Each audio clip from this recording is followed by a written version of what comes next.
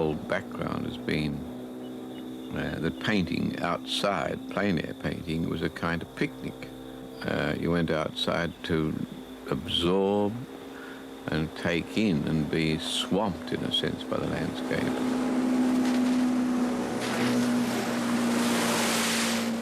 And if you're down by the river when the skiers come up and things are happening, you can either blot them out, or you can, if you think it's taking over, you incorporate the thing, and you might get something more interesting and better suited to what you might want to do later in the studio, or just what you really want to do in the landscape.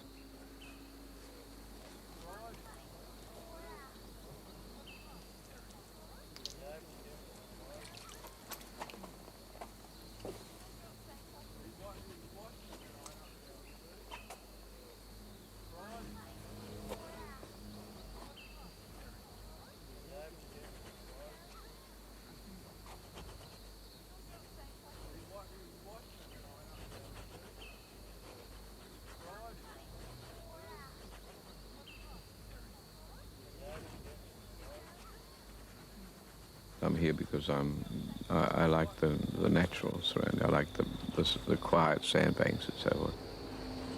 When it becomes so intense, when the skiing activity, the hedonist activity, when that takes over, that becomes the landscape. That becomes the reason for going outside to paint the landscape.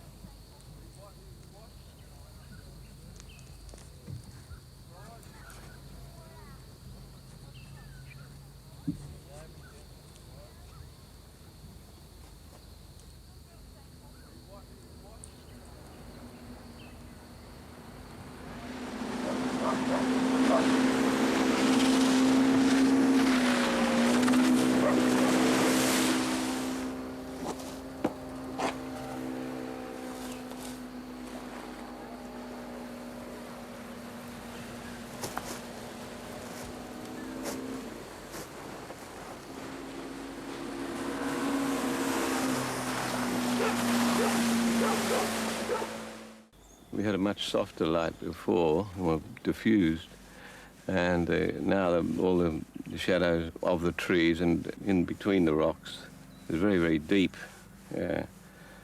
almost black. The other thing is that it's affected the blue, of course. The higher up you look, the darker it gets. But these two blues here will sort of go together. One's quite a bit lighter, which will be a lower down one, and this one, which is a bit darker, which is a pure cobalt, but there's a little bit of light in it, and that is sort of done that too.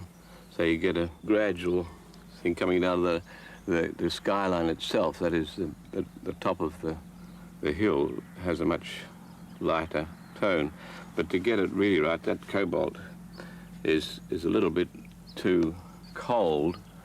So if I put a bit of rose madder or something in it, it warms it up a bit.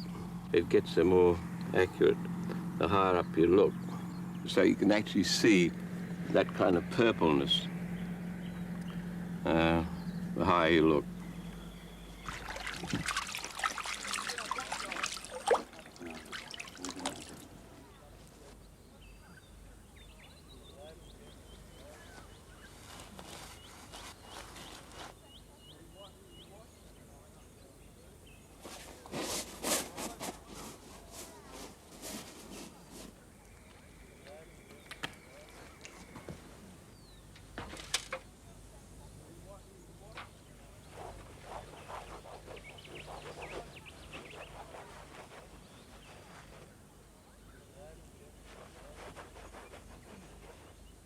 Well, I think in the case of the Australian, in a way, they love the landscape.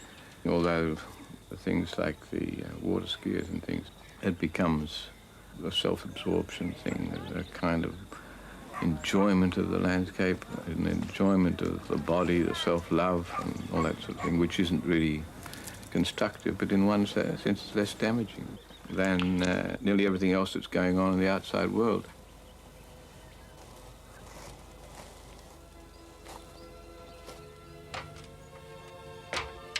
When you're painting plein air, when you're out in the landscape, you are such a tiny part of the landscape, but at the same time it takes the weight of invention in one sense, because you've got it all there in front of you. The invention doesn't intrude. You've got it all laid on in a sense, and you can change around bits and pieces of the landscape.